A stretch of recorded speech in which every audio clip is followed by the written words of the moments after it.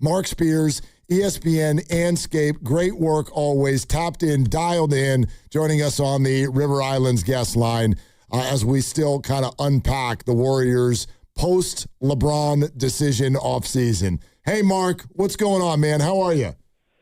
Oh, man, just living a dream out in Temecula doing an interview and then going to L.A. on NBA Today, so basketball still hasn't stopped yet. Man, your interviews keep happening right next to wineries. What's up with that, Marc? You know what? And hopefully nobody in Temecula gets mad, but it ain't the same as Napa? No, it is not. Yeah. It is not. There's levels. True that. Hey, first time we've gotten to talk to you, obviously, since LeBron made his decision. So what was your reaction to that, and also where does it leave the Golden State Warriors? Yeah, like about 2 weeks before, I got the sense that the Warriors weren't confident that it was going to happen for them. In fact, they were, what I was hearing is they were expecting LeBron to go to the, Eastern Conference. And, I was getting fooled by the tea leaves, man, hearing him talking about his daughter and 11-year-old daughter. And every time he leaves, she's like, Daddy, I want to come with you. And so to me, from a, personal standpoint, Golden State made a lot of sense. Everybody's like, well, it's fun, but I thought family-wise it'd be great because he could just fly home after practice. You could be home in an hour and have dinner and fly back the next day for shoot around. It'd be home a lot. And you got to remember that I guess it looks like his son's going to stay with the Lakers, so he's still in L.A., and his other son, Bryce, is playing at Arizona. So, I just assumed that was the one thing that was in the Warriors' favor, was that he could keep him close to his, and I'm not sure that I haven't heard anything that suggested that his wife and daughter were going to move, but just to be close to home. And so he couldn't have went further. Right. He couldn't have went further to go to Philly. So I didn't expect him to go to the Warriors. I just kind of held on to that. If he does make a decision for family reasons, that's the best place. But just didn't hear anything over the last 2 or 3 weeks that suggested he was coming. But the Philly thing was a little surprising to me. I thought Cleveland could be the spot. I had heard that, he had, met with the owner quietly. And so I thought Cleveland and maybe Miami nostalgically could be a great spot. And I also thought that Philly had enough. Like getting Jaylen Brown was huge. And the one thing that I always recall in my early days, I covered Nolan Richardson. And Nolan Richardson told me that the key to his success was that he never had more than 3 superstars on the team. And I always kind of remembered that. He said, because you just need other people to do other things, right? You need somebody to play point, need somebody to defend, need somebody to rebound, need somebody to do the dirty work. And he would kind of pattern his teams around 3 stars. 4 is a lot. 5 is new territory. I don't know a team in NBA history that on paper could start 5 guys that could potentially be all-stars.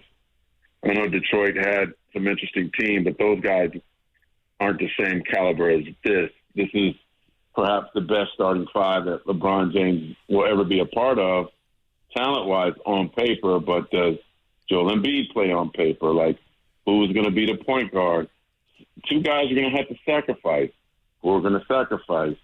To me, there's a lot of questions. On paper, it's certainly outstanding, but can you get all those 5 guys to sacrifice for the greater good of winning a championship? And, that's ultimately what Nick Nurse is, a first world problem he has to work with.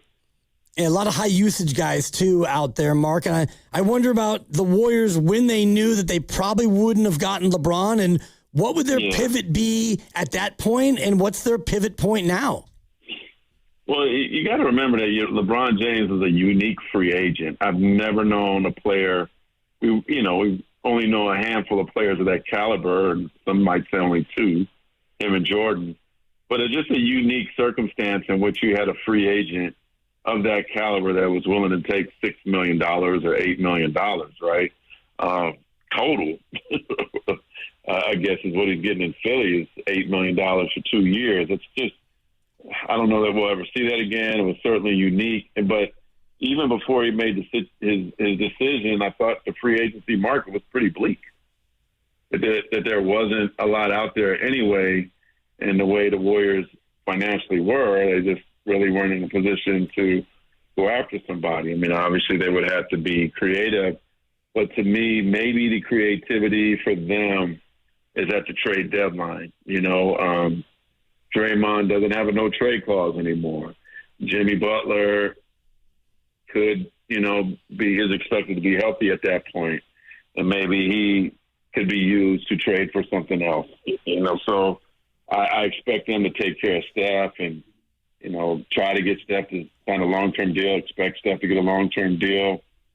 But, it's funny, are the Washington Wizards like their new role model? Like, do they make some trades by the trade deadline to get like a Trae Young and Anthony Davis to kind of, move things around? But even if the team is like poor next season, this ain't no AJ DeBanza draft. Like, this is a complete opposite draft. So even if the Warriors struggle, there's no cherry on the top to find at the end of the season. So it's very curious, to say the least, on what they'll do. And I think we're just going to have to grin and bear whatever team they put out there. Marc Spears with us, ESPN and Scape with us on Willard and Dibs 95.7 The Game. How do you think the DeMar DeRozan situation plays out? That's a good question. I would like DeMar in a Warriors uniform. It keeps him in California, which I know is very important to him. I don't know that the Warriors are trying to get him, but to me, he kind of helps keep things afloat until Jimmy gets back, and then you figure the rest out later. Consummate professional, great guy. His age is just a number. He keeps himself in impeccable shape. LeBron James has been a role model for him, so I think he's kind of learned from a diet standpoint, working out standpoint. He patterns himself after LeBron James in a lot of ways. And so his agent, Aaron Goodwin, is in the Bay. But, I haven't heard anything that suggested he would be going to come to Golden State, although I've long been a fan of him in any uniform. What's the likelihood of the Warriors still being active here in late July or August with a trade? I was telling Mark about the Kristaps contract and the possibility that gets moved. Are we at a spot now where trading season's over? I mean, it's not really over, but it's certainly slowed. I think the trade deadline is probably the more realistic time because you can kind of see where you are. I think the expectation is disappointment, right? I'm hearing rumors that, they're trying to get, and they've lost some season ticket holders and, trying to sell some season tickets and stuff like that in a way that, never has been the case in recent years. So maybe some of the locals are getting restless with watching a team where Steph has been hurt a lot and Jimmy's been hurt and, there's not a lot of championship excitement. But to me, when you get to the trade deadline, I think right now everybody's just happy with not everybody, but a lot of teams are excited about their roster and want to see it. And then come the trade deadline, it's chaos and people want to make moves. So to me, I would guess that the pickings for the Warriors actually might be better at the trade deadline than they would be right now.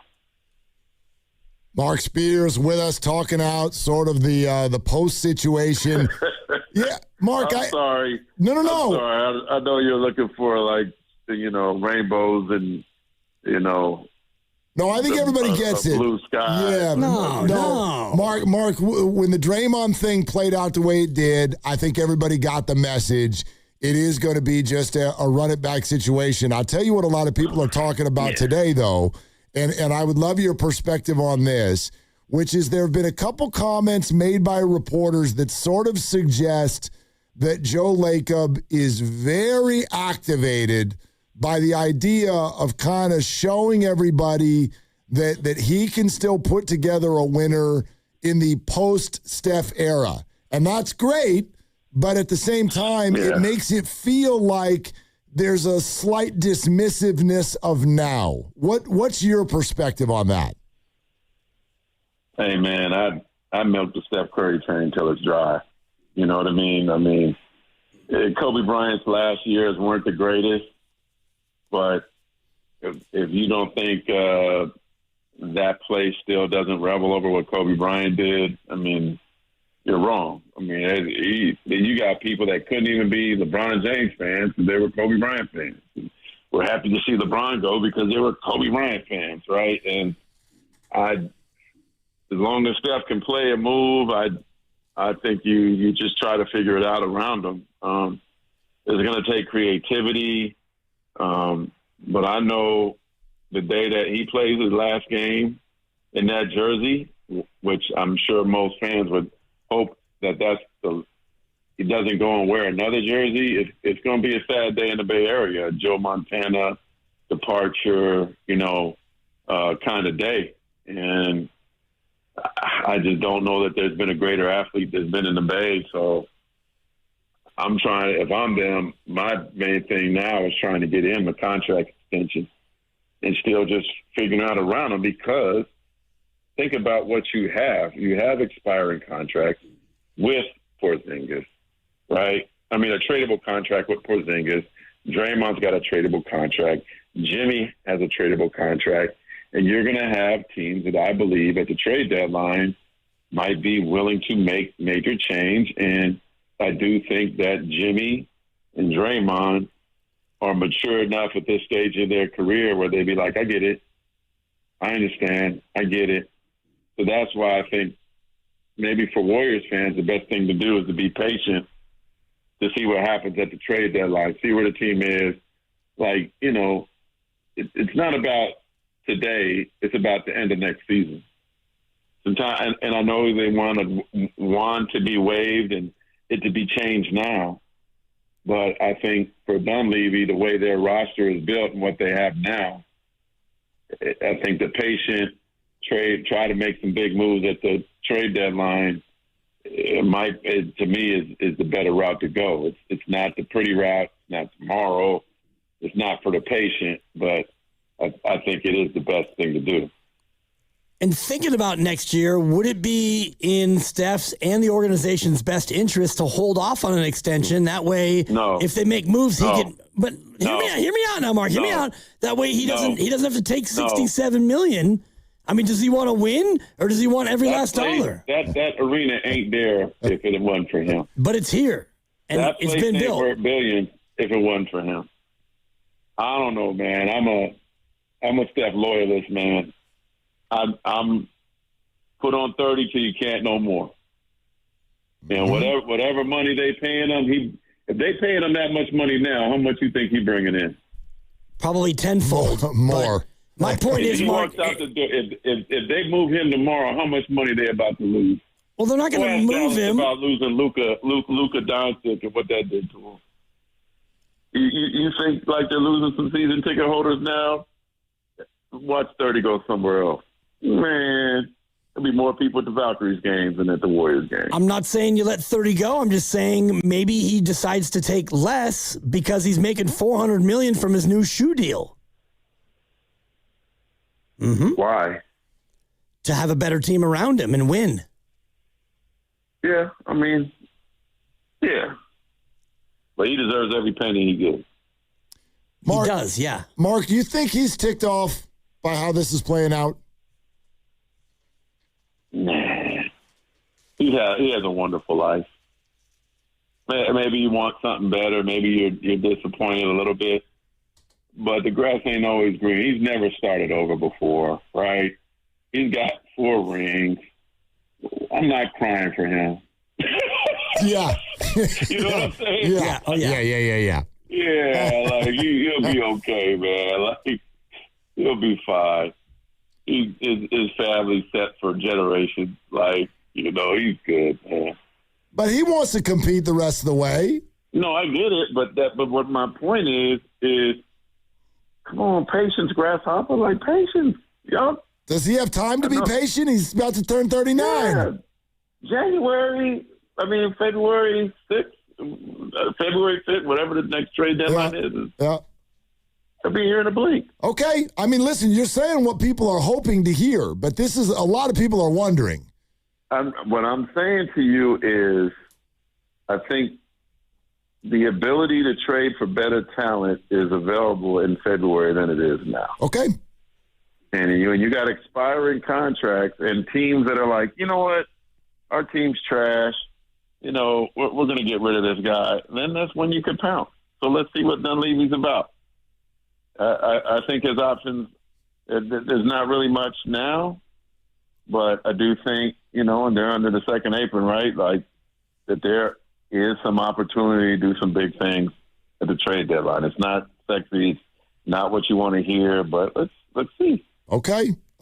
No, I think we can. Let's see how the rest of the league plays out. And I just feel like if you look at the trades over the last couple of years, to me, the biggest wheeling and dealing takes place now at the trade deadline and not in the offseason.